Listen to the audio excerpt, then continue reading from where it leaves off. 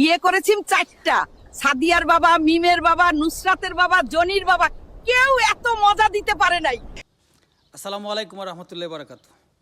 ভিডিওটা আমার একজন সাবস্ক্রাইবার দিয়েছেন আমার দেওটা হোসেন ভাই, আপনি তো সাদিয়া বাবির লগে সম্পর্ক বা রিলেশন তো এগুলা কিতা আসানি তো হয়তো তাই মজা করিয়া দিয়েছেন, বাস্তবে তো নাই। দেখুন ভাই, সাদিয়ার আব্বা আজ থেকে 8-9 বছর আগে মারা গেছেন, ইন্না দিলে ওয়াইনা দিয়ে রাজুন, দোয়া করবো আল্লাহ যাতে বেশ নসিব করেন।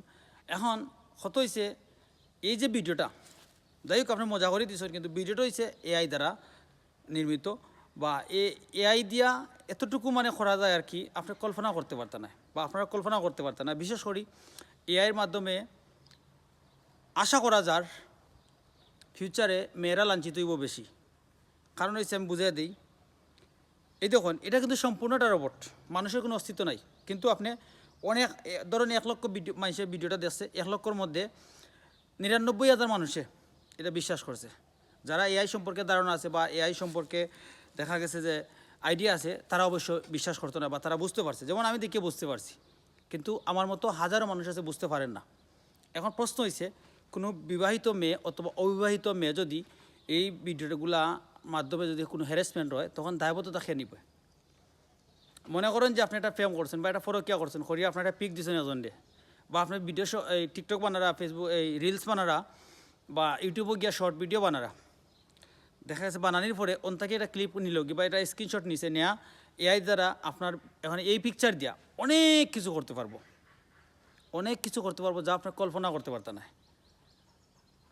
তো বই নাই পুরুষের বেলা আলাদা, কারণ পুরুষের যদি মনে করেন যে তার উলঙ্গ করিয়া কিছু ছাড়া হয়ে যায়, তারপরে তার তেমন একটা এফেক্ট পড়তো না। কিন্তু একটা নারী যদি এরকম কিছু হয়, বুঝতা ফাড্ডা তো মানে ভয়ঙ্কর কতটুকু হইব।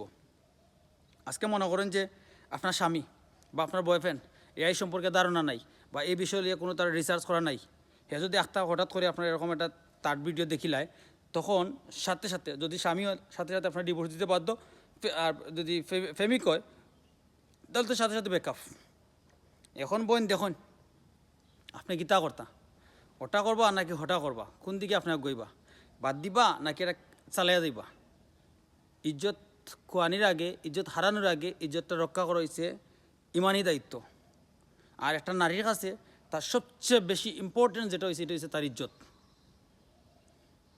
আপনি যদি আপনার ইজ্জত যদি সম্মান যদি বাঁচাইতে না পারেন, তাহলে আপনি একজন মানুষ দাবি করবা কীরকম? সাময়িক সময়ের জন্য ট্রেন্ডিংও যাওয়ার লাগি, ভাইরাল হওয়ার লাগি যদি আপনার ফিউচারটা মাটি করে রাখি দেন নিজের হাতে, তাহলে এই ভাইরাল হওয়ার কথা কোনো মানে নাই। কী দরকারটা লাগছে এগুলো করার, আর কী দরকারটা লাগছে ওই বাজেটা কনফার্ম, তখন 100% কনফার্ম তখন যে আপনি এআই দ্বারা এরকম হইবা। যদি বালা লাগে তাহলে চ্যানেলটা একটু সাবস্ক্রাইব করে দিবা, আর যদি বালা না লাগে তাহলে ভিডিও বানাইবা, পরবর্তীতে আপনারটা আপনি বুঝবা।